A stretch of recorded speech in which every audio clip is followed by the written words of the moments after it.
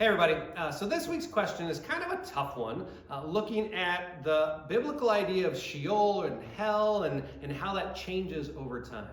We jump in at Luke chapter 16 where a rich man and Lazarus have both died. Lazarus goes to the heavenly banquet. The rich man goes to Sheol or hell, and then we jump in from there. Well, the biblical idea of hell was one that they had a hard time wrapping their arms around.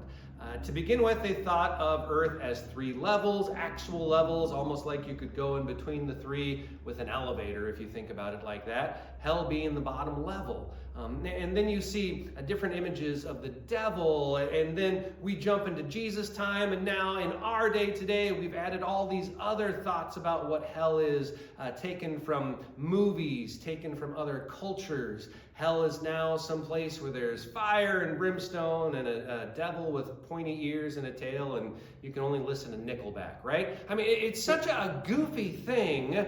What is Sheol? What is hell really? If we go to the Bible, we're supposed to be able to find out, but it's not there.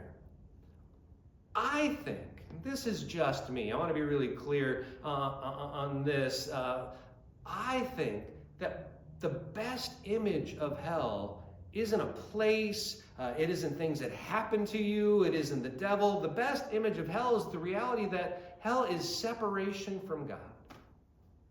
That's it.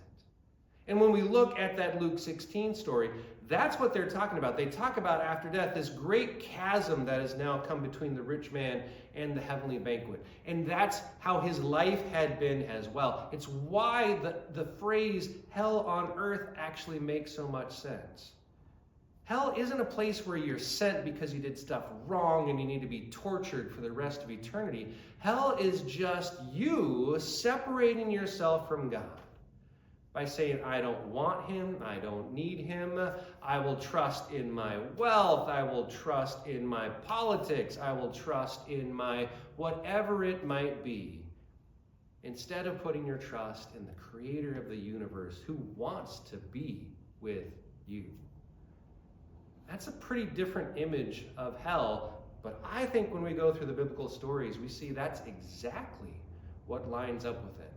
Hell isn't some place that we use as a boogeyman to scare people. Hell is just the reality of people saying, I want nothing to do with God.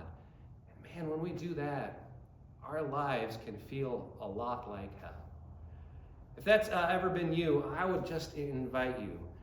God doesn't want anyone to go to hell. God wants people with him.